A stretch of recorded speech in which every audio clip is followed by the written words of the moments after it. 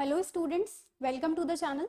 So as we all know, हमने पिछली videos में और बाइनोमियल के क्वेश्चंस जो थे वो डिस्कवर करे थे, ठीक है, जिससे आपका कंसेप्ट स्टार्टिंग जो थी बेस हमने बना दिया था। बट इस वीडियो में हम और ज़्यादा क्वेश्चंस डिस्कस करने वाले हैं ताकि और जो डिफरेंट टाइप्स के क्वेश्चंस हैं आपको समझ में आए कि कैसे कैसे एग्जाम्स में या कैसे कैसे आपके सामने प्रेजेंट हो सकते हैं। ठीक है, तो हमने कॉइन्स से रिलेटेड तो बहुत क्वेश्चन कर लिए थे। आज हम डाइस से रिलेटेड और डिफरेंट एग्जाम्पल्स देखते हैं कि कैसे क्वेश्चन कॉम्प्लेक्स करने की कोशिश करता है। ठीक है, तो क्वेश्चन है find the probability distribution of number of doublets in 4th rose of a pair of dice. ठीक है, यानी आपको वही चीज करनी है, प्रोबेबिलिटी डिस्ट्रीब्यूशन बनाना है।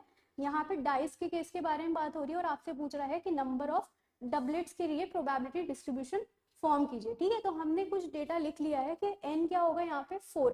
क्यों होगा n 4? क्योंकि हमने कितनी बार उस डाइस को फेंका है, 4 बार फेंका है। ठीक है, तो 4 क्या है, यहाँ पे ट्रायल्स हो गए कितने, n। ठीक है, n क्या हो गया यहाँ पे हमारा 4। अब दूसरी चीज, जब हम एक पेयर ऑफ डाइस की बात हो रही है, ठीक है, एक डाइस की बात नहीं हो रही, पेयर ऑफ डाइस के बारे में बोल रहा है कि डबलेट्स की क्या है, प्रोबेबिलिटी डिस्ट्रीब्यूशन फॉर्म करनी है। तो जब आप pair of a dice throw कर रहे हो तो क्या हो सकता है, आपके पास या तो 1 डबलेट आ जाए, 2 आ जाए, 3 आ जाए, 4 5 या फिर 6 डबलेट्स फॉर्म हो जाए। ठीक है, ऑब्वियसली इसके अलावा तो 7 या 8 तो होगा नहीं, क्योंकि 6 तक ही नंबर है किस पे, दोनों ही डाइस पे। ठीक है, तो जब आपने थ्रो करा, हो सकता है दोनों पे ही 1 आ गया या फिर 2 आ गया। तो इस तरीके से आपकी 6 जो आउटकम्स है वो हमने फॉर्म कर सकते हैं, यानी 6 आउटकम्स आपके पास निकल कर आ सकते हैं जब आप एक पेयर ऑफ डाइस को क्या कर रहे हो, फेंक रहे हो। ठीक है, तो डबलेट्स की प्रोबेबिलिटी क्या हो गई, 6 हो गए आउटकम्स आपके। टोटल आपके आउटकम्स क्या होंगे, 36 आपके आउटकम्स हो सकते हैं। क्यों?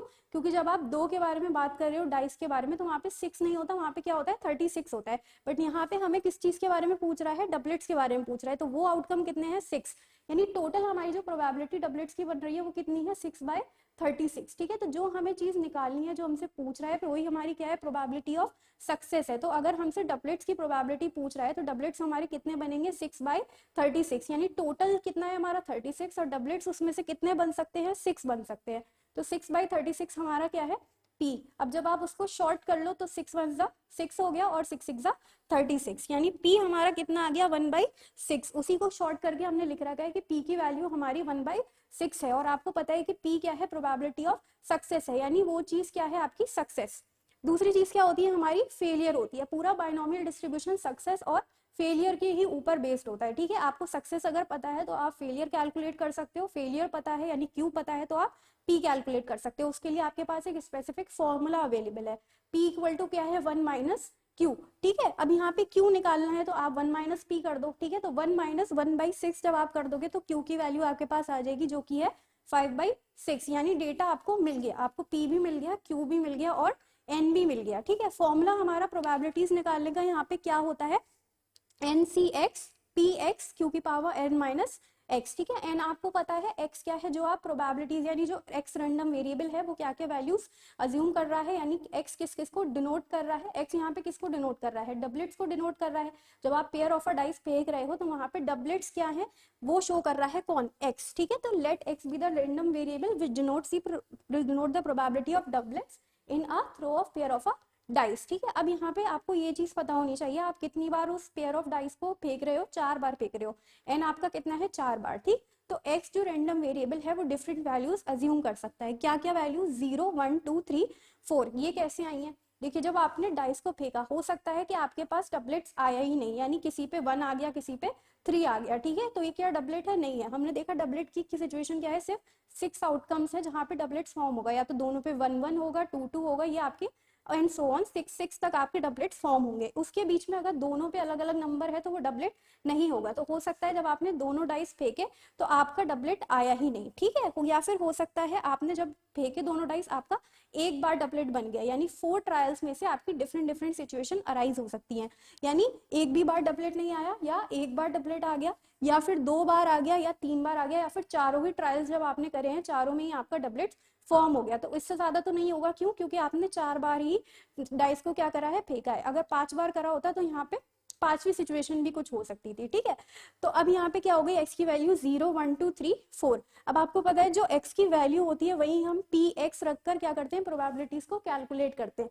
यानी यहाँ पे हमें कितनी बार प्रोबेबिलिटीज निकालनी है, 4 बार एक्स की वैल्यूज लेकर, यानी p at x equal to 0, p at x equal to 1 2 3 and 4। हर एक सिचुएशन में हम क्या करेंगे, प्रोबेबिलिटी को कैलकुलेट करेंगे with the help of the given formula, ठीक है। जब वो प्रोबेबिलिटीज आ जाएंगी तो हम यहाँ पे उसको शो करेंगे, इसके रिस्पेक्टिव प्रोबेबिलिटीज के साथ इन वैल्यूज को x की शो करेंगे।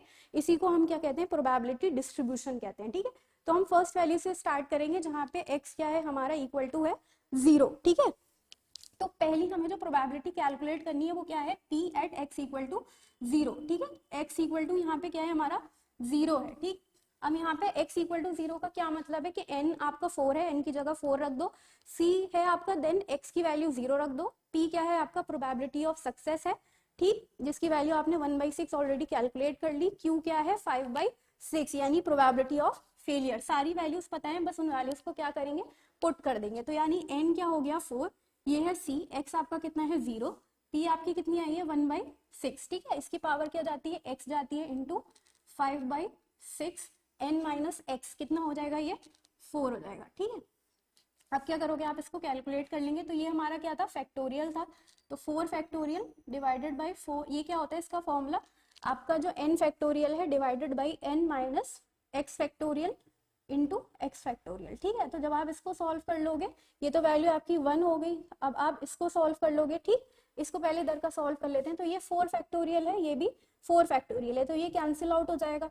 0 फैक्टोरियल की वैल्यू क्या हो गई, 1 हो गई, ठीक। अब ये जो हमारा 1 आया है, इसको 1 की तो वैल्यू से कुछ मतलब ही नहीं है। अब मेन चीज हमें क्या करनी है, 5 की पावर 4 लेकर चलना है और 6 की पावर 4 लेकर चलना है, आपको आंसर मिल जाएगा, ठीक है। यानी 0 फैक्टोरियल भी 1 हो गया, 4 फैक्टोरियल कैंसिल आउट हो गया, सिर्फ मेन चीज जो बची है वो इधर वाली बची है, इसी को क्या कर लेंगे, कैलकुलेट करेंगे। 5 डिवाइडेड बाई 6 की पावर 4, ठीक है। इसको आप कैलकुलेट कर लो तो आपकी वैल्यू आ जाएगी 625 डिवाइडेड बाई 1296, यानी हमने एक प्रोबेबिलिटी कैलकुलेट कर ली कि जब आपकी प्रोबेबिलिटी x इक्वल टू 0 है तो कितनी वैल्यू आएगी, 625 डिवाइडेड बाई 1296, यानी ये प्रोबेबिलिटी किसकी है कि आपका जो है एक भी डबलेट नहीं आया इन ट्रायल्स में, ठीक है। x क्या था, 0 रहा था। अब दूसरी सिचुएशन क्या है कि हो सकता है एक डबलेट आ गया हो, ठीक है। एक डबलेट्स निकालना है तो सिर्फ क्या करेंगे, x की जगह पर क्या पुट कर देंगे, 0 की जगह 1 पुट कर देंगे, बाकी सब चीजें क्या रहेंगी, सेम रहेंगी, क्योंकि n भी वही है, आपकी p भी वही है, q भी वही है, सिर्फ क्या वैल्यू चेंज होगी,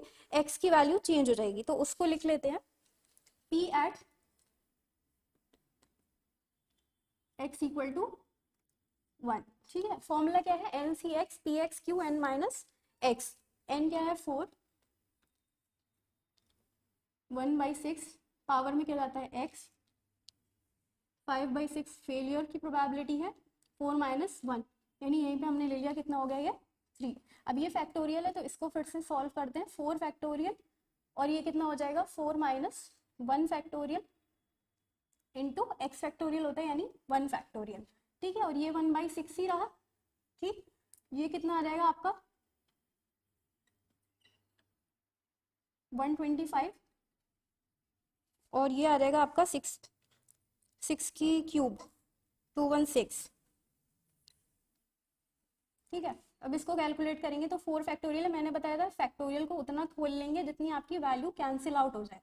तो अगर मैं इसको 4 इंटू 3 फैक्टोरियल खोल लिया, नीचे भी मेरा 3 फैक्टोरियल है क्योंकि 4 माइनस 1 का फैक्टोरियल लेना है, ठीक है। तो क्या बच गया यहाँ पे 3 फैक्टोरियल इंटू 1 फैक्टोरियल। तो मेन चीज क्या है आपकी 3 फैक्टोरियल यहाँ से कैंसिल आउट हो जाएगी, वैल्यू यहाँ पे सिर्फ क्या बची 4 बची, और ये तो आपने कैलकुलेट कर ही लिया 1/6 इंटू 125 डिवाइडेड बाई 216। अब सबको सॉल्व कर लेंगे, ये तो कैंसिल आउट हो गया, तो 4 को मल्टीप्लाई कर दीजिए 125 से, कितनी वैल्यू आ गई 500 डिवाइडेड बाई, इन दोनों को नीचे नीचे मल्टीप्लाई किए, वैल्यू छूटनी नहीं चाहिए, ठीक है। ये यहाँ पे और ये यहाँ पे मल्टीप्लाई हो रहा है, ठीक है। तो ये आ गया आपका 1296।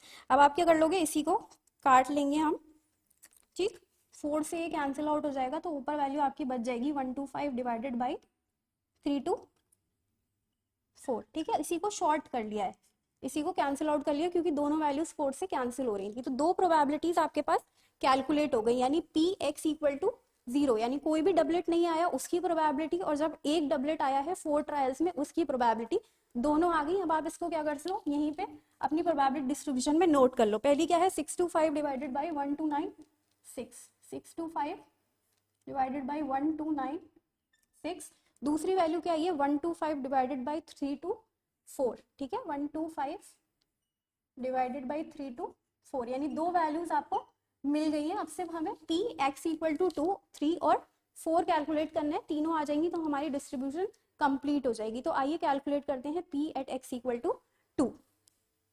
चलिए इसका नेक्स्ट केस देख लेते हैं। क्या था, हमने पी एक्स इक्वल टू 0 निकाल लिया, 1 निकाल लिया, और अब हम क्या निकालेंगे, p at x equal to 2। ठीक है, अब स्टेप बाय स्टेप जैसे आपने सेम चीज पिछले में करी है वही आप यहीं पे करोगे, बट आपको क्या चेंज करना है, एक्स की वैल्यू चेंज करती रहनी है, बाकी पी क्यू एन सेम रहेगा। ठीक है, बस आपको यहाँ पे कैलकुलेशन चेक करनी है, कंसेप्ट एकदम सेम रहेगा। ठीक है, अब हम यहाँ पे कैलकुलेट कर लेते हैं p at x equal to 2।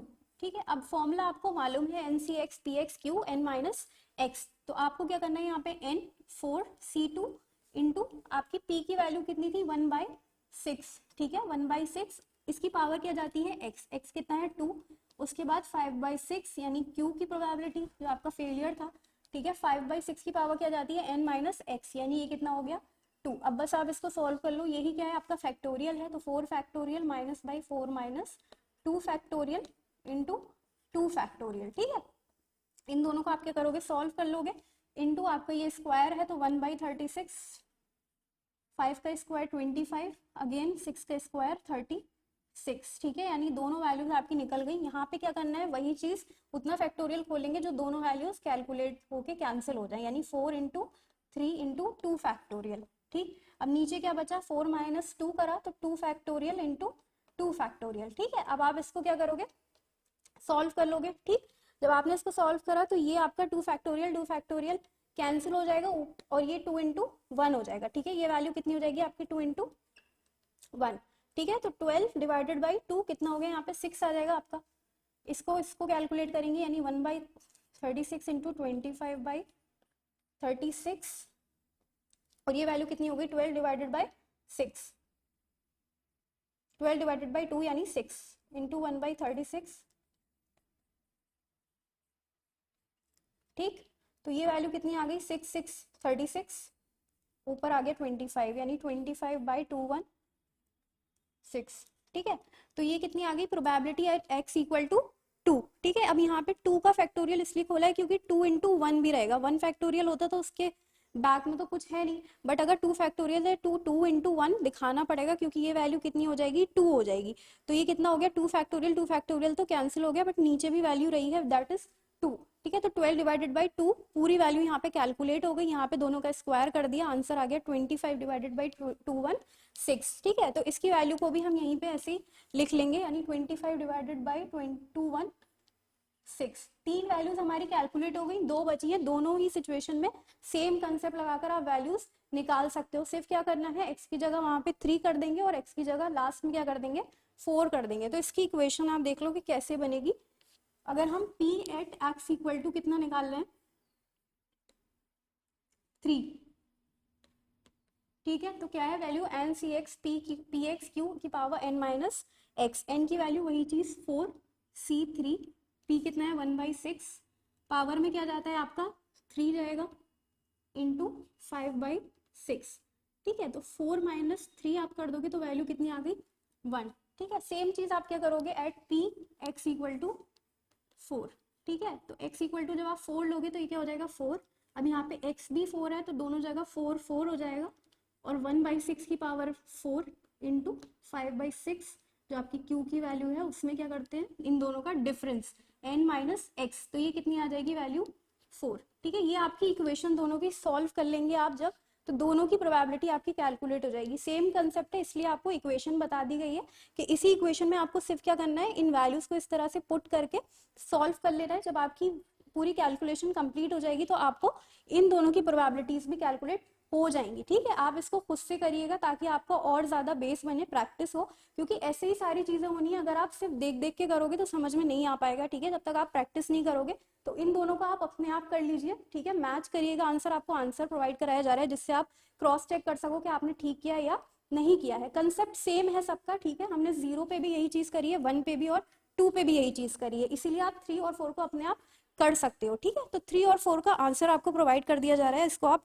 Match कर लीजिएगा। 5 डिवाइडेड बाई 3 2 4, और जब आप 4 की कैलकुलेट करोगे तो आएगी वैल्यू 1 डिवाइडेड बाई 1 2 9 6। ठीक है, तो इस तरीके से आपकी जो प्रोबेबिलिटी डिस्ट्रीब्यूशन है ये कंप्लीट हो जाएगी। ठीक है, आप क्रॉस चेक जरूर कर लेना, क्वेश्चन को सॉल्व करना, हो सकता है आपकी वैल्यू कुछ और आ रही हो, कैंसिल आउट होके ये हो रहा हो, तो आप देख लेना कि कैसे कैसे वो कैंसिल हो रहा है, तो एट द एंड आपको प्रोबेबिलिटी डिस्ट्रीब्यूशन मिल जाएगा। Now let's see some more questions. Okay, so let's see one more example. Question आपसे कह रहा है if x follows a binomial distribution with mean 3 and variance 3/2, then you have to find both the parts, जहाँ पे p की value आपको calculate करनी है एट x क्या है, मोर देन या फिर इक्वल टू 1 है। सेकंड पार्ट में कह rहा है p at x is less than और इक्वल टू 5। दोनों सिचुएशन सॉल्व करने के लिए पहले आपको क्या चाहिए होता है, n चाहिए होता है, p चाहिए होता है या फिर क्यू चाहिए होता है। अब ना तो क्वेश्चन में आपके पास एन के रिलेटेड कोई इन्फो है, ना ही पी ना ही क्यू, बट आपको क्या कहा गया है कि मीन 3 है, वेरिएंस कितना है 3/2।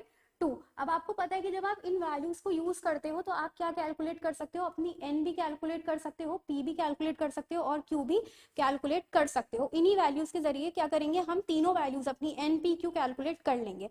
जब एन पी क्यू कैलकुलेट हो जाएगा तो दोनों ही पार्ट आपके लिए बहुत ज्यादा सिंपल है, बस आपको सिंबल्स का यूज करके यहाँ पे प्रोबेबिलिटी निकलवाया तो थोड़ा सा आपको स्टार्टिंग में डाउटफुल लगेगा कि ये क्वेश्चन कैसे होना है। ठीक है, चलिए स्टार्ट करते हैं। सबसे पहले जब हमने प्रीवियस क्वेश्चन एक किया था जहाँ पे हमने स्टैंडर्ड डेविएशन और मीन को यूज करके एनपीक्यू की वैल्यू निकाली थी, सिर्फ डिफरेंस क्या है, यहाँ पे वेरिएंस दिया हुआ है। ठीक है, यहाँ पे क्या वैल्यू दी हुई है, आपकी वेरिएंस की वैल्यू दी हुई है विद 3/2। तो आपको क्या करना है, सबसे पहले जब आप इस क्वेश्चन को स्टार्ट करो तो आपको पता होना चाहिए मीन की वैल्यू क्या है। आपकी मीन का सिंबल हमारा होता है म्यू, तो मीन आपको कितना गिवन है, यहाँ पे 3 गिवन है। अब मीन का फॉर्मूला आपको पता है क्या होता है, एन पी इक्वल टू 3। वही सेम चीज करेंगे कि हमारी क्या हो गई फर्स्ट इक्वेशन।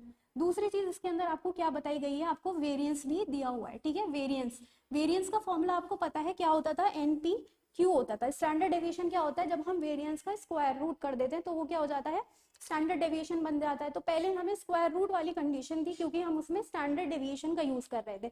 अब यहाँ पे स्क्वायर रूट की कोई जरूरत नहीं है, सीधे सीधे आपको वेरिएंस कितना गिवन है, 3/2 गिवन है। ठीक है, वेरिएंस का फॉर्मूला कितना होता है, n p q equal to है 3/2, ये आपकी मान लीजिए सेकंड इक्वेशन हो गई। अब जब आप दोनों इक्वेशन को सॉल्व करोगे वही सेम चीज करेंगे, दोनों को आप सॉल्व कीजिए, n p q divided n p. ठीक है, इसकी वैल्यू 3/2 है और इसकी वैल्यू कितनी है आपकी 3। ठीक है, जब आप इसको सॉल्व कर लोगे वही सेम चीज है कि आपकी कॉमन वैल्यूज कैंसिल आउट हो जाएंगी। ठीक, तो जब आप इसको सॉल्व कर लोगे यहाँ से आपको क्यू की वैल्यूज क्या मिल गई, 1/2। जब आपको क्यू की वैल्यू 1/2 आ गई तो पी क्या होता है, 1 माइनस क्यू, यानी फेलियर की प्रोबेबिलिटी जब आप 1 में से माइनस कर दोगे तो आपको क्या मिल जाएगा, पी मिल जाएगा। ठीक है, सेम चीज हमने करी थी। अब यहाँ पे जब आपने इनको कैलकुलेट कर लिया, क्यू की वैल्यू आपकी 1/2 बच गई। ठीक है, ये आपका कॉमन है, 3 कैंसिल हो गया, 1/2 क्यू की वैल्यू बच के निकल कर आ गई। पी कैलकुलेट कर लेते हैं, पी आपका कैसे निकलेगा, 1 माइनस क्यू। ठीक है, क्यू की वैल्यू कितनी है आपकी 1/2, ऑब्वियसली क्या हो गया, ये भी 1/2 आ गया। ठीक है, यानी पी की प्रोबेबिलिटी भी 1/2 है और क्यू की प्रोबेबिलिटी भी कितनी है, 1/2। सेम चीज करेंगे, मीन के फॉर्मूले में लग देंगे पी की वैल्यू, तो यहाँ से क्या हो जाएगा, एन की वैल्यू निकल के आ जाएगी। यानी क्यू आ गया हमारे पास, पी भी आ गया हमारे पास, और एन कैसे आएगा, पी की वैल्यू रख देंगे मीन के फॉर्मूले में, यानी एन इंटू पी की वैल्यू हमारी कितनी थी, 1/2 इक्वल टू कितनी वैल्यू गिवन थी, 3। यानी यहाँ से हमने एन को भी कैलकुलेट कर लिया, जो कि कितना आ गया हमारा 6। ठीक है, ये ऊपर चला गया तो 3 इंटू 2 कितना हो गया, 6। यानी तीनों वैल्यूज हमें मिल गई। सेम क्वेश्चन जैसे हम हमेशा से करते आए उसमें हमें एन पी क्यू सबसे पहले पता होना चाहिए था। यहाँ पे भी उतना काम हमने कर लिया कि हमें एन भी मिल गया, पी भी मिल गया और हमें क्यू भी मिल गया। पी और क्यू सेम है, यानी हाफ हाफ की प्रोबेबिलिटी चल रही है, 1/2 और एन हमने कितना निकाल लिया, 6। एन क्या होता है, हमारा नंबर ऑफ ट्रायल्स होता है। ठीक है, यानी ये जो क्वेश्चन है इसके अंदर ये माना जा रहा है कि ट्रायल्स जिस भी चीज के हैं कितने हैं, एन क्या है 6, यानी 6 बार उस चीज को करा जा रहा है। ठीक है, तो एन की वैल्यू क्या है यहाँ पे 6। इससे आप दूसरी चीज क्या समझ सकते हो कि x क्या क्या वैल्यू ले सकता है, x आपका 0 भी हो सकता है, 1 भी हो सकता है, 2 भी हो सकता है, 3 भी हो सकता है, 4 भी हो सकता है, 5 भी और 6 भी। यानी n क्या है, जैसे हम देख रहे थे कि हमारा अगर कोई कॉइन था, ठीक है, अगर हम उसको 4 टाइम्स टॉस कर रहे थे, ठीक है, तो उस केस में हमारा x की वैल्यू क्या बन रही थी, 0 से लेकर 4 तक बन रही थी। ठीक, अब यहाँ पे कोई स्पेसिफिक कंडीशन नहीं दी है, बट हमने n निकाल लिया है,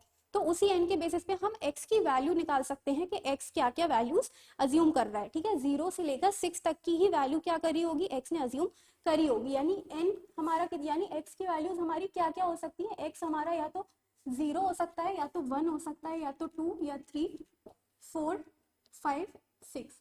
ठीक है, ये वैल्यूज हो सकती हैं x की। अब चलते हैं क्वेश्चन की तरफ आगे। ठीक है, आपसे पहले पूछ रहा है कि हमें प्रोबेबिलिटी निकालनी है कब, जब x की वैल्यू क्या है 1 से बड़ी हो या फिर 1 के बराबर हो। ठीक है, यानी 1 से बड़ी हो या फिर 1 से बराबर हो, कि इस ये वाला कौन सा एरिया होगा, या तो 1 हो या फिर 1 से बड़ी हो। कहाँ तक जा रही है, 6 तक जा रही है, यानी हमसे ये वाली वैल्यू यानी ये एरिया की प्रोबेबिलिटी पूछ रहा है, यानी x क्या हो 1 हो या फिर 1 से बड़ा हो। तो अब या तो हम क्या कर सकते हैं, स्पेसिफिकली हर एक की प्रोबेबिलिटीज कैलकुलेट करें, यानी p at x equal to 1, x equal to 2, 3, 4, 5, 6। या तो आप ऐसे करो, क्योंकि आपको x की वैल्यू क्या बताई गई है कि प्रोबेबिलिटी निकालनी है जब x क्या है, या तो मोर देन 1 है या फिर इक्वल टू 1 है, तो वो यही वाला तो एरिया कवर कर रहा है। ठीक है, तो या तो आप इंडिविजुअली सबकी निकाल लो, लेंदी हो जाएगा, टाइम लगेगा, तो इस वजह से दूसरी जो अप्रोच है आप वो भी यूज कर सकते हो, जिसमें आप क्या करते थे 1 माइनस करके निकाल लेते थे। अब हमें पता है इस प्रोबेबिलिटीज का सम क्या होता है, 1 होता है। ठीक है, तो हमें सिर्फ और सिर्फ यहाँ पे जब हम 0 की प्रोबेबिलिटी माइनस कर देंगे, जब x इक्वल टू 0 है उसको और 1 को माइनस कर देंगे, तो हमारा ये वाला एरिया क्या होगा, प्रोबेबिलिटीज का निकल आएगा। ठीक है, तो वही अप्रोच के चलते हम इसको सॉल्व करेंगे। ठीक, तो इसके अंदर हमने क्या करना है, प्रोबेबिलिटी इनकी इंडिविजुअली निकालने के बजाय 1 में से probability at x equal to 0 minus कर देना है। ठीक है, इसको लिख लेते हैं, कैसे लिखेंगे इसको, इसका a पार्ट है। ठीक, तो इसके अंदर आप क्या करने वाले हो, 1 minus probability x equal to 0। ये चीज आपको समझ में आ गई कि 0 क्यों ले रहे हैं, क्योंकि हमें स्पेसिफिकली नहीं लेनी है 1 2 3 4 5 6, तो हम जब 1 में से p at x equal to 0 minus कर देंगे तो ये ही वैल्यूज हमारी निकल कर आ जाएंगी। ठीक है, तो जब आप इसको सॉल्व करोगे 1 माइनस, सेम चीज जैसे हम प्रोबेबिलिटीज कैलकुलेट करते आए हैं with the help of formula NCx p की पावर x q की पावर n माइनस x, वैसे ही कैलकुलेट करने वाले हैं। अब यहाँ पे हमें n भी मालूम है, n कितना है 6 है। ठीक है, और हमारा x की वैल्यू यहाँ हमें कितनी रखनी है, 0 रखनी है, तो वैसे ही हमें फॉर्मूले के अकॉर्डिंग इसको सब्सटीट्यूट कर देना है। तो 6c0, p हमने कैलकुलेट करा था हाफ, और पावर क्या चली जाती है x, इंटू क्यू भी हमारा कितना है, हाफ है, कैसे जाता है n माइनस एक्स, यानी 6 माइनस 0। अब जब आप इसको सॉल्व करोगे, ये तो 1 एज इट इज है, 6 फैक्टोरियल्स कैलकुलेट करोगे, 6 factorial minus 6 minus 0 factorial into 0 factorial. Okay, अब ये आपकी वैल्यू कितनी हो गई, 1/2 की पावर 0, ये 1 हो गया, ये आपका कितना आएगा 6, यानी 6 माइनस 0 पावर 6, यानी 1 डिवाइडेड बाई 64। ठीक है, ये 2 की पावर 6 था, क्यों, क्योंकि n माइनस एक्स करना होता है। 6 माइनस 0 पावर कितनी चली गई 6, तो इसको सॉल्व किया तो 1/64 आ गया।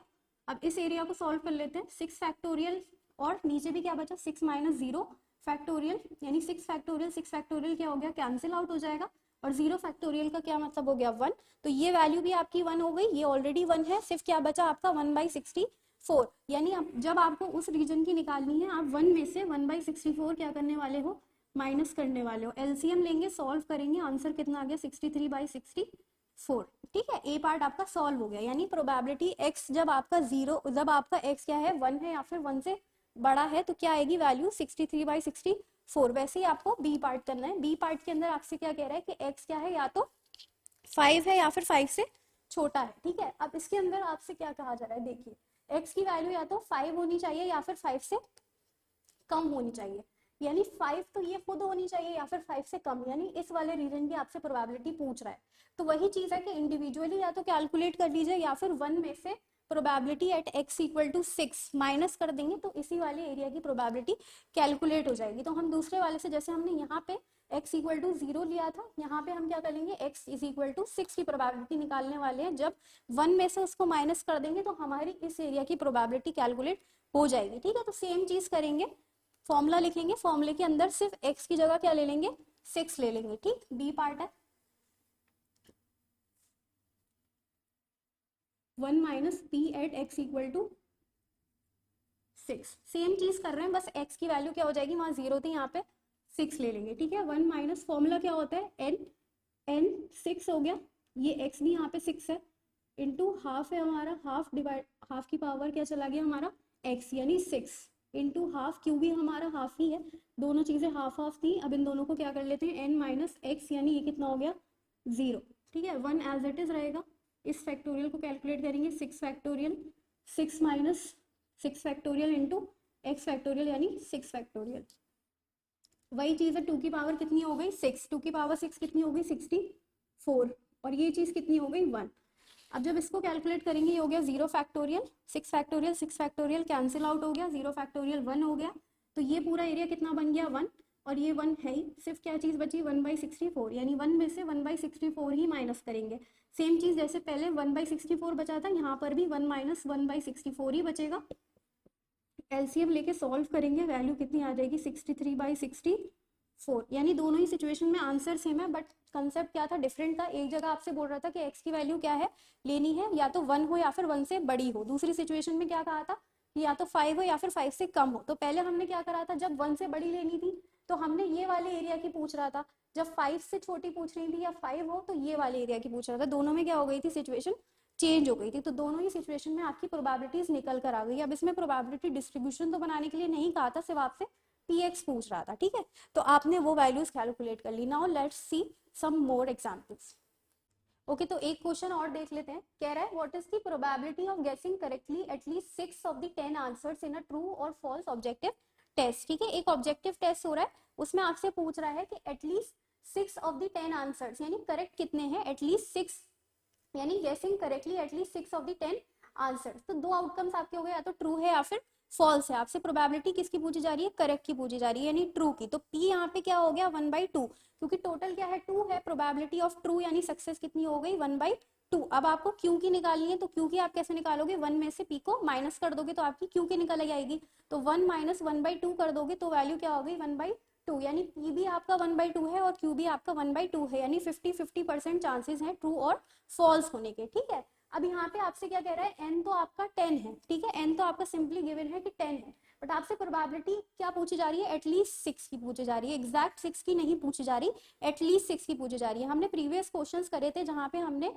हेड से रिलेटेड जब क्वेश्चन करे थे तो हमने डिफरेंट कंडीशंस देखी थी कि या तो आपका एटलीस्ट भी हो सकता है या फिर एटमोस्ट भी हो सकता है। ठीक है, एटलीस्ट का क्या मतलब होगा, जैसे अगर यहाँ पे एटलीस्ट की सिचुएशन है तो या तो वो 6 हो या फिर 6 से बड़ी वैल्यू हो। एटमोस्ट का अगर फिर सिचुएशन होती तो एटमोस्ट का मतलब होता कि 6 ही मैक्सिमम वैल्यू है, उससे बड़ी नहीं लेनी, यानी कम से लेके सिर्फ 6 तक की वैल्यूज लेनी है। एटलीस्ट की सिचुएशन यहाँ पे हमें पूछी जा रही है, यानी 6 हो सकती है, 7 हो सकती है, 8, 9 या फिर 10। अब 10 से ज्यादा क्यों नहीं हो सकती, क्योंकि एन ही क्या है हमारे 10 है। ठीक है, तो यहीं से हमें क्या पता लग गया कि हमारी जो x की वैल्यू है वो क्या क्या हो सकती है। x की वैल्यू हमारी या तो खुद 6 हो सकती है, और या तो 7 हो सकती है, और 8 और 9 और 10, यानी ये हमारी क्या हो सकती है, वैल्यूज हो सकती हैं किसकी, जब हम एटलीस्ट 6 के बारे में बात कर रहे हैं।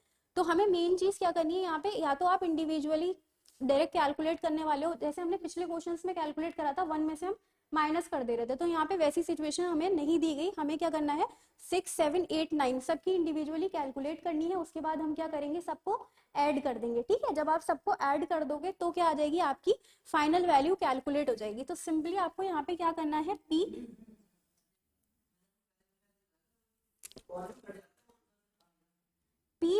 यहीं से कंटिन्यू कर लो।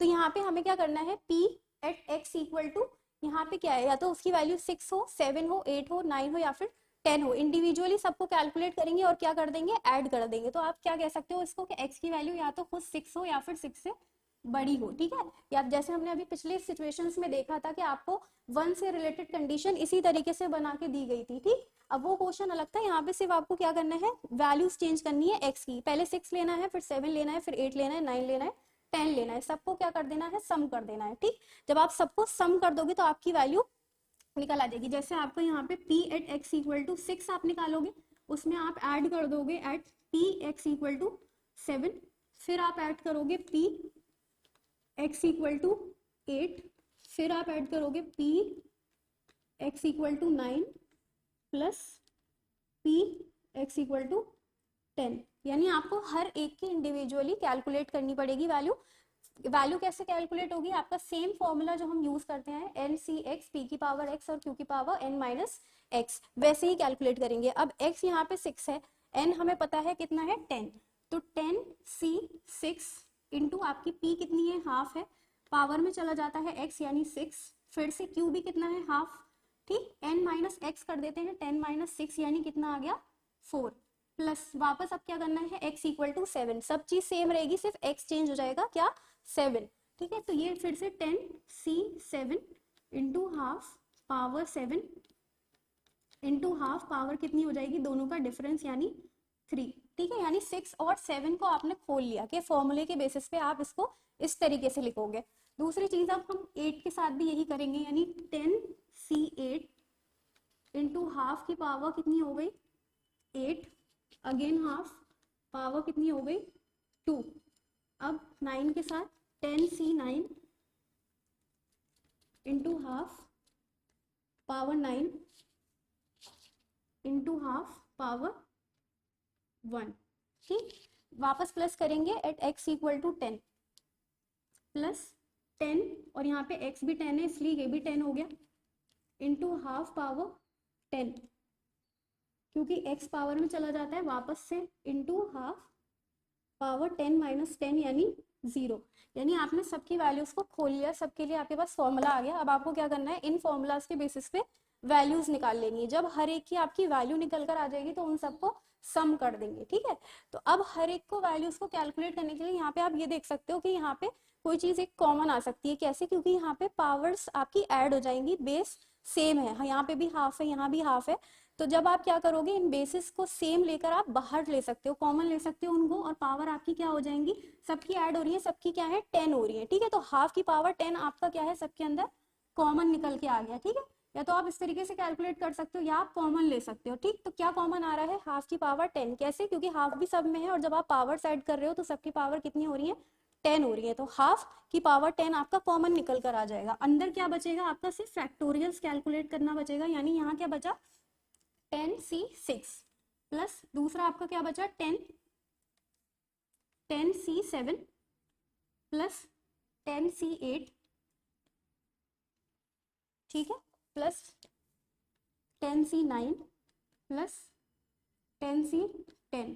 ठीक, अब आप इन फैक्टोरियल्स को जब कैलकुलेट कर लोगे, हर एक वैल्यू आ जाएगी, उन सबको क्या कर देंगे हम, ऐड कर देंगे। जब सबको ऐड कर देंगे तो इसको हाफ की पावर 10 से मल्टीप्लाई करके सॉल्व कर लेंगे, तो आपका फाइनल आंसर यहाँ पे कैलकुलेट हो जाएगा। तो अब हमारे पास ये फैक्टोरियल्स आ गए, तो एक खोल के देखते हैं कैसे सॉल्व होते हैं। जैसे आपको 10c6 गिवन है, जैसे आप पिछले क्वेश्चंस में करते आए हो, ये वही चीज है, बस आपने क्या करा है, इनमें हाफ पावर 10 कॉमन ले लिया, रिमेनिंग आपके पास सिर्फ और सिर्फ कैलकुलेट करने के लिए फैक्टोरियल्स ही बचे। तो अगर आप 10c6 को कैलकुलेट करोगे तो आपकी वैल्यू कैसे निकलेगी, यानी आपकी पावर कितनी है, 10 है, c6 ये आपको कैलकुलेट करना है। तो आप क्या करते थे, 10 फैक्टोरियल यानी n factorial upon n minus x factorial, ठीक, इंटू x फैक्टोरियल, यही करते थे, हमेशा से यही करते आए, वही चीज यहाँ पे कर रहे हैं। ठीक है, अब 10 फैक्टोरियल है, इन दोनों को माइनस करा तो कितना आ गया, 4 फैक्टोरियल। तो 4 फैक्टोरियल है और ऊपर 10 फैक्टोरियल, ये है कितना है, 6 फैक्टोरियल। इसको खोल लेंगे, 10 into 9 into 8 into 7 into 6 factorial. ठीक, नीचे क्या है आपका 4 into 3 into 2 into 1 into 6 factorial. ठीक है, तो 6 फैक्टोरियल तो हम कैंसिल आउट कर रहे हैं, 6 फैक्टोरियल आपका कैंसिल हो गया, बाकी वैल्यूज आप कट कर सकते हो। ठीक है, 2 4 8 और ये 2 से कट गया, उसके बाद 4 4 कैंसिल हो गया, और बाकी आप मल्टीप्लाई करके वैल्यूज निकाल सकते हो, क्योंकि आपके फैक्टोरियल का टर्म्स तो कंप्लीट ही हो गई हैं। तो ये आपकी वैल्यू आ जाएगी 210।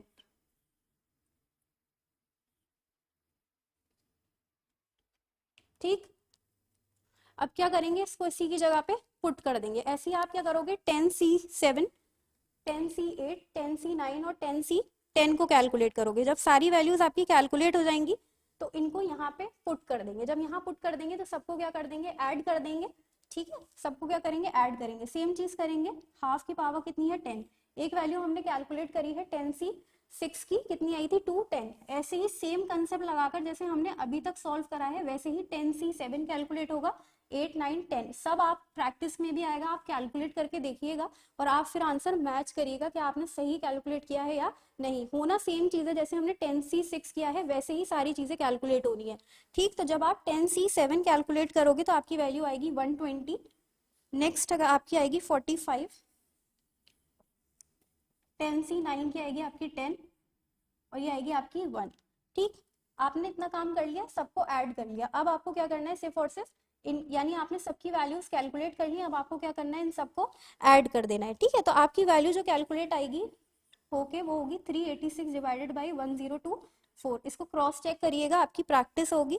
आप इसको क्या कर सकते हो, कैंसिल आउट भी कर सकते हो। कैंसिल करोगे तो आपकी वैल्यू आ जाएगी 193 डिवाइडेड बाई 512। यानी मेन चीज तो इसके अंदर ये थी कि आपको सबको इंडिविजुअली कैलकुलेट करना था। 1 माइनस कर कर आप सॉल्व नहीं कर सकते थे, क्योंकि एटलीस्ट 6 की कंडीशन है जिसमें आपको 6 को खुद भी लेना है, 7 भी लेना है, 8, 9 और 10 को भी लेना है, क्योंकि x की वैल्यू यहाँ पे ये सब हो सकती है एटलीस्ट 6 की कंडीशन में। ठीक, आपने क्या करा, हर एक का फॉर्मूला बनाया कि जब आप x इक्वल टू 6 ले रहे हो तो क्या बनेगा फॉर्मूला बाइनोमियल डिस्ट्रीब्यूशन के चलते।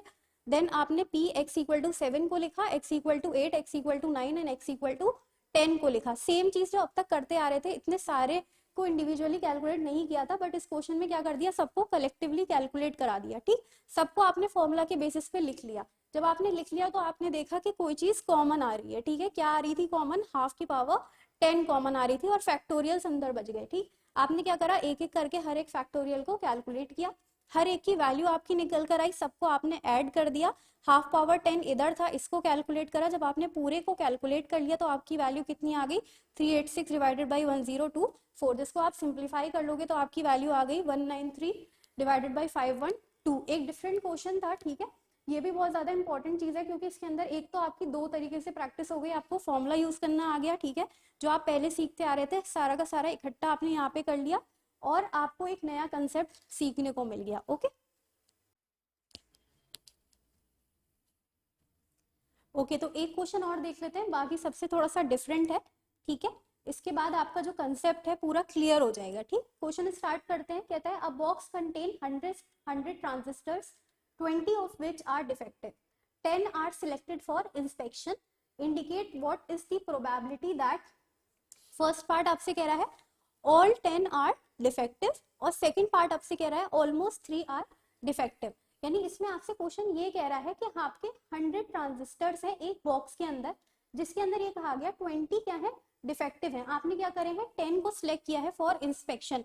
पहले उसने आपको 100 की वैल्यू दी है कि 100 ट्रांजिस्टर हैं एक बॉक्स के अंदर, बट जब इंस्पेक्शन से रिलेटेड उसने इन्फॉर्मेशन दी तो उसने कहा कि आपके कितने सिलेक्ट किए गए हैं इंस्पेक्शन के लिए, 10 सिलेक्ट किए गए। तो इस वजह से यहाँ पे n क्या लिया जाएगा, 10 लिया जाएगा, 100 नहीं लिया जाएगा। 100 तो सिर्फ एक बॉक्स के अंदर है, बट जितने आपने लिए हैं इंस्पेक्शन के लिए वही आपकी क्या है, n है। तो ये चीज आपको क्लियर हो गई कि n यहाँ पे 10 क्यों लिया है। अब आपसे क्या कहा गया कि डिफेक्टिव होने की प्रोबेबिलिटी क्या है, 20 है, और वो सही हो यानी डिफेक्टिव ना हो उसकी प्रोबेबिलिटी क्या हो जाएगी, 80 हो जाएगी ऑब्वियसली। ठीक, तो जब आप इसको डिवाइड करोगे, यानी डिफेक्टिव आपका क्या मतलब होता है, क्यों आप लेते हो डिफेक्टिव। जनरली अगर आपसे पूछा जाए कि डिफेक्टिव क्या है, आपकी किसी चीज की फेलियर होती है, और पी क्या होता है आपके लिए, सक्सेस होता है। बट जब आप क्वेश्चन पढ़ते हो तो आपको पता लगता है कि आपको सक्सेस क्या चीज लेनी है और आपको डिफेक्टिव क्या चीज लेनी है। फर्स्ट पार्ट में आपसे ये पूछा गया कि ऑल 10 आर डिफेक्टिव, यानी आपसे इंफॉर्मेशन क्वेश्चन किस बारे में मांग रहा है कि कितने डिफेक्टिव है, यानी 10 क्या है जितने आपने लिए हैं इंस्पेक्शन के लिए, 10 के 10 क्या हो, डिफेक्टिव हो। तो डिफेक्टिव के बारे में ही आपसे पूछ रहा है, तो यहाँ पे सक्सेस क्या होगा, डिफेक्टिव होना सक्सेस माना जाएगा। ठीक, क्योंकि आपसे क्या कहा गया, आपसे ये नहीं पूछा कि नॉन डिफेक्टिव है 10। ठीक है, ऑल 10 आर नॉन डिफेक्टिव आपसे ये नहीं कहा गया। अगर नॉन डिफेक्टिव पूछा गया होता तो नॉन डिफेक्टिव होना ही सक्सेस होता। जो चीज आपसे पूछी जा रही है वही आपके लिए क्या हो जाएगी, सक्सेस होगी। तो अब यहाँ पे क्या कहा गया कि डिफेक्टिव है सारे, यानी 10 ही क्या है, डिफेक्टिव है। तो वो क्या हो गया आपके लिए, सक्सेस हो गया। यानी डिफेक्टिव होना आपके लिए क्या है, सक्सेस। सक्सेस को आप किससे शो करते हो, पी से शो करते हो। ठीक, तो यानी आपने क्या क्या निकाल लिया, एन आपका यहाँ पे कितना हो गया, 10 हो गया। 10 क्यों लिया है वो चीज समझ में आ गई, क्योंकि 10 ही हमने इंस्पेक्शन के लिए यूज करे।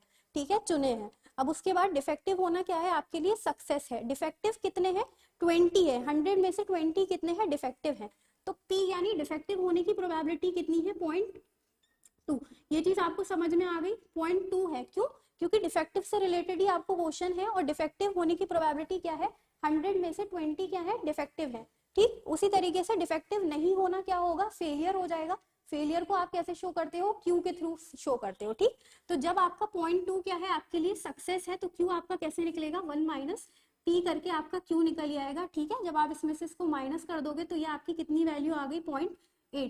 ठीक, तो ये चीज आपको दो चीजें निकल कर आ गई, पी भी निकल कर आ गया और क्यू भी निकल कर आ गया। पी क्या है, डिफेक्टिव होना यानी सक्सेस, और क्यू क्या है, डिफेक्टिव नहीं होना यानी फेलियर। ठीक है, ये इन्फॉर्मेशन आपको मिलने के बाद आप क्वेश्चन को प्रोसीड करोगे। सबसे पहले क्या कह रहा है, ऑल 10 आर डिफेक्टिव, यानी सारे सारे क्या हैं आपके डिफेक्टिव है। तो इसकी इक्वेशन आपकी क्या बनेगी, सेम जो हम फॉर्मूला यूज करते थे एन सी एक्स पी की पावर एक्स क्यू की पावर माइनस क्यू की पावर एन माइनस एक्स, उसी फॉर्मूले में वैल्यूज को पुट करते चले जाएंगे। यानी एन क्या है यहाँ पे 10, सी और हमारा एक्स भी कितना है, यानी सारे सारे क्या है, डिफेक्टिव है। ठीक, तो ये कितना हो जाएगा 10 सी 10।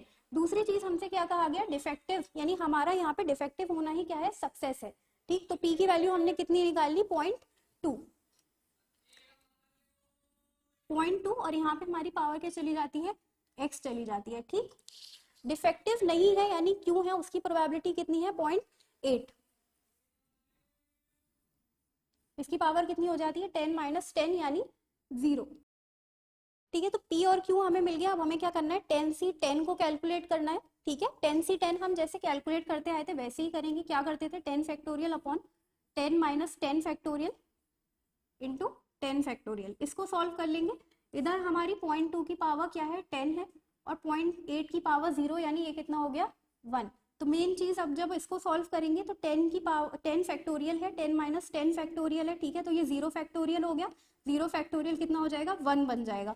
और 10 फैक्टोरियल क्या हो जाएगा, कैंसिल आउट हो जाएगा, यानी पूरी वैल्यू क्या हो गई यहाँ पे 1 हो गई। सिर्फ और सिर्फ आपका क्या बचा, 0.2 की पावर 10। ठीक है, जब आप इसको सॉल्व कर लोगे तो आपका ए पार्ट का आंसर निकल आएगा कि क्या होगा जब ऑल 10 क्या हो, डिफेक्टिव हो। डिफेक्टिव होना ही क्या थी, हमारी प्रोबेबिलिटी थी सक्सेस, यानी यही हमारा क्या था, सक्सेस था। ठीक, तो 0.2 की पावर 10 आप नॉर्मली जैसे पावर्स कैलकुलेट करते हो वैसे ही वैल्यू कैलकुलेट करके निकाल लोगे। बी पार्ट अब हम डिस्कस करते हैं। तो इसके अंदर आपसे कह रहा है कि एटमोस्ट 3 आर डिफेक्टिव। ठीक है, एटमोस्ट की क्या कंडीशन होती है कि एटमोस्ट यानी 3 से ज्यादा नहीं होने चाहिए। ठीक, तो इसके अंदर आपको क्या करना पड़ेगा, तीनों की निकालनी पड़ेगी, एट 0, 1, 2 एंड 3। तो आप क्या करोगे, इसके अंदर सबसे पहले एट x इक्वल टू 0 निकालोगे, x equal to 1, x equal to 2, x equal to 3। जब सबको आप क्या कर दोगे, ऐड कर दोगे, तो आपकी निकल आएगी एट मोस्ट 3 आर डिफेक्टिव। ठीक है, तो इसके अंदर इक्वेशन क्या बनेगी आपकी, आपको क्या करना है, p एट x क्या निकालना है, एटमोस्ट 3, यानी 3 से क्या होना चाहिए, एटमोस्ट, यानी 3 की वैल्यू होनी चाहिए या तो इक्वल टू होना चाहिए 3 के, या फिर एटमोस्ट 3 से बड़ा नहीं होना चाहिए। ठीक, अब इसके अंदर आपकी क्या क्या वैल्यू आ सकती है, या तो वो खुद 0 हो, या तो 1 हो, या 2 हो, या फिर खुद 3 हो। ठीक है, तो p at x equal to आपको क्या निकालना होगा, 0, उसमें आप ऐड करोगे p at x equal to 1 plus p at x equal to 2 plus p at x equal to 3। ठीक है, जब आप सबको ऐड कर दोगे तो आपकी p की वैल्यू यहाँ पे x क्या हो, या तो 3 के इक्वल हो, या फिर x 3 से कम हो, उसकी वैल्यू कैलकुलेट हो जाएगी। तो इसका फॉर्मूला देख लेते हैं। आपको पता है क्या होता है हमारा फॉर्मूला, c क्या होता है, एन सी एक्स पी की पावर एक्स क्यू की पावर एन माइनस एक्स। ठीक है, तो उसी फॉर्मूले के बेसिस पर हम x की वैल्यू पहले 0 लेंगे, फिर 1 लेंगे, 2 लेंगे, 3 लेंगे, और सबको पुट करके इक्वेशन बना के उसको सॉल्व कर लेंगे। सारी वैल्यूज आपको मिल जाएंगी, सबको ऐड कर देंगे तो आपकी आंसर निकल कर आ जाएगा। ठीक है, तो सबसे पहले आप क्या लोगे, p at x equal to 0। ठीक है, n कितना है आपका, 10 है। ठीक, c 0, और आपको पता है t आपने अभी निकाला था कितना था, 0.2 था। ठीक है, तो इंटू 0.2 की पावर आपकी कितनी हो जाएगी, x इंटू 0.8 की पावर यहाँ पे कितनी हो जाएगी, 10। ठीक, प्लस आपकी दूसरी वैल्यू क्या है, x इक्वल टू 1। ठीक है, यहाँ पे x की वैल्यू क्या हो जाएगी, 1, यानी 10c1 इंटू 0.2 की पावर कितना हो गया, 1 इंटू 0.8 की पावर कितना हो जाएगा, 9, क्योंकि n माइनस एक्स लेते हैं। ठीक, अब वैसे ही आप 10c2 निकाल लोगे, 10c2 इंटू 0.2 की पावर कितना हो जाएगा, 2 इंटू 0.8 की पावर कितना हो जाएगा, इन दोनों का डिफरेंस यानी 8। ठीक है, अब दोबारा आप क्या निकालोगे, 10c3। ठीक है, 10c3 0.2 की पावर कितना हो जाएगा, x यानी 3 इंटू 0.8 पावर कितनी हो जाएगी, इन दोनों का डिफरेंस यानी 7। ठीक है, आप क्या करना है, यहाँ पे फैक्टोरियल्स कैलकुलेट करने हैं, और जो पावर्स हमने लगाई हैं उनको सॉल्व करके सबकी वैल्यूज को ऐड कर देना है। जब आप 10c0 को सॉल्व करोगे तो कितना हो जाएगा, 10 factorial upon 10 minus 0 factorial into 0 factorial. ठीक है, बाकी आपकी 0.2 0 है तो ये क्या हो जाएगी, 1 हो जाएगी, और 0.8 इंटू आपकी 0.8 की पावर 10 आप कैलकुलेट कर लोगे, उसकी वैल्यू आ जाएगी। ठीक है, अब जब आप इस फैक्टोरियल को सॉल्व करोगे तो क्या हो जाएगा, 10 फैक्टोरियल क्या हो जाएगा, कैंसिल आउट हो जाएगा, और 0 फैक्टोरियल क्या हो जाएगा आपका 1 हो जाएगा, ठीक है। तो ये भी 1 हो गया, ये भी 1 हो गया, सिर्फ क्या वैल्यू बची आपकी 0.8 की पावर 10, ठीक है। अब अगर आप इधर सॉल्व करो तो आपको यहाँ पे सेम चीज 10c1 को आप कैलकुलेट करोगे, देन 0.2 की पावर 1 को आप कैलकुलेट करोगे, उसके बाद 0.8 पावर 9 को कैलकुलेट करोगे। जब सबको आप कैलकुलेट कर लोगे तो आपकी वैल्यू कलेक्टिवली कैलकुलेट होकर आ जाएगी, ठीक है। जैसे हमने इस फैक्टोरियल को कैलकुलेट करा है वैसे ही बाकी के फैक्टोरियल कैलकुलेट हो जाएंगे, ठीक है। इसकी आंसर आप मैच करके देखिएगा, प्रैक्टिस भी हो जाएगी आपकी। इसको जब आप सॉल्व करोगे तो आपकी फैक्टोरियल की वैल्यू कितनी आएगी यहाँ पे 10, और जब आप 0.2 पावर 1 को और 0.8 पावर 9 को कैलकुलेट करोगे तो आपकी वैल्यू आएगी 0.027। ओके, अब आप क्या करोगे, इसको 10c2 को कैलकुलेट करोगे तो वैल्यू कितनी आएगी आपकी 45 आ जाएगी। सेम चीज आप क्या करोगे, 0.2 पावर 2 को और 0.8 की पावर 8 को कैलकुलेट करोगे तो आपकी वैल्यू कितनी आएगी 0.0067 आ जाएगी, ठीक है। अब आप 10c3 को कैलकुलेट करो और उसको मल्टीप्लाई कर दो 0.2 पावर 3 इंटू 0.8 पावर 7 के साथ, तो 10c3 की वैल्यू आएगी 120 इंटू, आपको जब आप इन दोनों को सॉल्व करोगे तो वैल्यू आएगी 0.0017, ठीक है। अब जब आपने सबको कैलकुलेट कर लिया, ये आ गई आपकी वैल्यू 0.8 पावर 10 की 0.1074, ठीक। इसको जब आपने कैलकुलेट करा तो ये आ गई आपकी ये आपका इतना हो गया x इक्वल टू 0, ये आ गई आपकी कितनी 0.27। ऐसे आप बाकियों की कैलकुलेट कर लेंगे, ठीक। जब आप बाकियों की कैलकुलेट कर लोगे तो आपकी वैल्यू आ जाएगी 0.3015 प्लस 0.204, ठीक। यानी आपने x equal to 0, x equal to 1, x equal to 2, x equal to 3 तीनों को क्या कर लिया, कैलकुलेट कर लिया। यही आपका क्वेश्चन था। अब आपको एट द एंड क्या करना होता है, इन सबको ही समीशन कर देना होता है। आप क्या कर रहे हो, सबकी इंडिविजुअली कैलकुलेट कर रहे हो, एट द एंड सबको क्या कर रहे हो, ऐड कर रहे हो, क्योंकि आपको eight the and final probability निकालनी है कि एटमोस्ट 3 क्या हो, डिफेक्टिव हो, ठीक है। तो एट द एंड जब आपने सम किया तो आपकी वैल्यू आ गई 0.8814, यानी ये प्रोबेबिलिटी है कि एटमोस्ट 3 क्या है, डिफेक्टिव है। ऑल 10 डिफेक्टिव है, उसकी प्रोबेबिलिटी है 0.2 पावर 10, जिसको आप सॉल्व करके निकाल लीजिएगा कितनी आ रही है। अगर आप एटमोस्ट 3 डिफेक्टिव देखो तो उसकी वैल्यू आएगी 0.8814। ओके, तो आई होप आपके समझ में आया होगा। In the next video we will begin with another type of probability distribution. If you have any query then you can ask in the comment section. Like the video and subscribe to the channel. Thank you.